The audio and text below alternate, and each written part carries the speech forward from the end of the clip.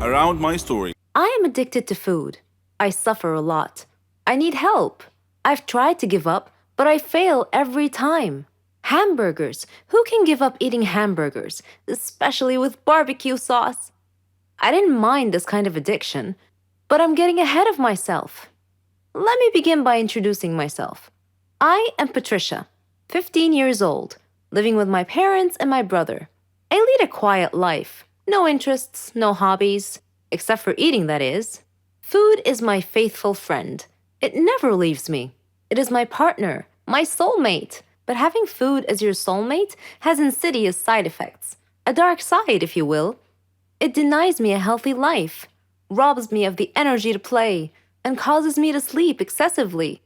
I would much rather stay at home with a bag of potato chips than go out and exercise. My soulmate ultimately betrayed me, though, last Thanksgiving at my granny's home. She lives in a state nearby. Granny was a clever doctor and an excellent cook at that. She could conjure up something really delicious. On that day, she had prepared barbecue turkey with nuts and other secret recipe ingredients. The taste was so great, as if it had descended from heaven itself. I felt like I was fighting a food war, and I had to win at all costs. I ate and ate and ate. I don't know why, but I just couldn't control myself. I attacked that turkey like it was the last on the planet. But every culinary war with a worthy adversary, such as the barbecued turkey, has its own unique type of casualties. Suddenly, I found myself unable to breathe. I fell to my knees and passed out. The turkey had won. I woke up later in the hospital, though, still clinging to an unfinished turkey leg. The doctor told me that I was gaining way too much weight. He said that I should be put on a diet. Diet? Man, how I hated that word. It hung over my head like the sword of Damocles. It meant depriving me of my passion, my reason for living. I considered eating vegetables in small amounts to be the worst form of cruel and unusual punishment, the worst form of torture imaginable. Imagine thinking of a wonderful, greasy, cheese-laden pizza with all the toppings and then suddenly opening your eyes to find a healthy green salad bowl. But I had reached a turning point in life. One day, my brother was playing on the street, while I was sitting at home gazing longingly at a tempting piece of cheesecake, just sitting there, taunting, daring me to eat it. I struggled mightily to resist the urge, but in the end I succumbed and wolfed it down like a starving animal. Shortly afterwards, I began feeling dizzy, but I was unable to call for help this time, and then I passed out again. I was taken to the hospital. While lying in the hospital bed, half conscious, I overheard the doctor say to someone, she needs to stop eating or it will be the death of her. I thought to myself, whoa, death?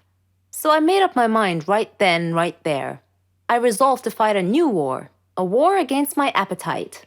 On our way back home, I told my father that I wanted to see a nutritionist. He was delighted to hear that. Later, at the clinic, the doctor welcomed us in. She told me how to overcome my eating fetish. She gave me a strict diet regimen with a schedule full of healthy meals. I kept telling myself that winning this war was possible. I simply had to be patient and persevere. I stuck to the strict diet and did some physical workouts. My parents supported me wholeheartedly. I was enthusiastic. I can totally do this. A week passed quickly, and I eagerly visited the doctor to receive some good news. When the doctor weighed me and told me that my weight hadn't changed at all, I was crestfallen. She looked at me and asked me, how was this possible?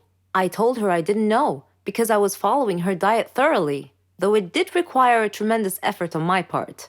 Another week passed, and again I went to the doctor. The results were the same. She said to me, Patricia, are you sure you're following the diet I prescribed for you? I said yes. She sat there wondering. Then she told me with a puzzled look on her face, it's odd, but your weight is increasing, not decreasing. This unexpected piece of news mystified me. Another week passed. No change. The doctor was nonplussed. I returned home with a dejected look on my face. My father asked me what was wrong. And when I told him, he laughed. Do you believe that? My father actually laughed at my predicament. I was furious. He gestured an apology with his hand and then told me that it was my own fault. I was puzzled. What are you talking about? He told me that I had been sleepwalking to the refrigerator every night and eating everything in sight. I was taken aback. I couldn't believe it. Stop acting like you didn't know it, he said. You must have been awake. I replied, No, Father, I'm not acting. I was truly unaware that I've been sleepwalking and eating in my sleep. But now that we've finally solved the mystery of the increasing weight, we returned to the doctor with this new information and told her the situation. She laughed and told me that my discipline had denied my body the food it craved, but my brain had refused to cooperate and had overridden my will by urging me to eat in a subconscious state. She told me not to worry, though, that she could treat that. Armed with this knowledge and her support, and the support of my family, I felt that I could finally win this war. Every one of us has a talent. It may be singing beautifully, drawing artistically, writing poetically. We're all different. Our special talents make us happy. We are all unique in our own way, living in a world full of peace, love, and happiness. But what if our talent became our bane? Well, my talent did become my bane. Let me tell you how. My name is Jenny, and I'm 16 years old. I lived in a quiet neighborhood with my parents and my little brother Matthew.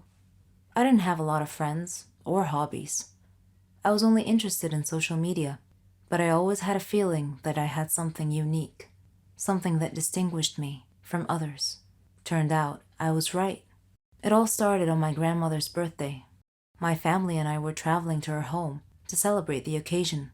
The road was narrow and bumpy, with a rocky shoulder on one side and a river on the other. Dad was driving too fast, so obviously, Mom was a bit worried. Conversely, Matthew was excited.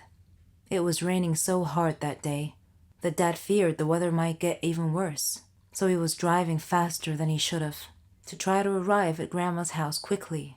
I was worried too, but for a slightly different reason.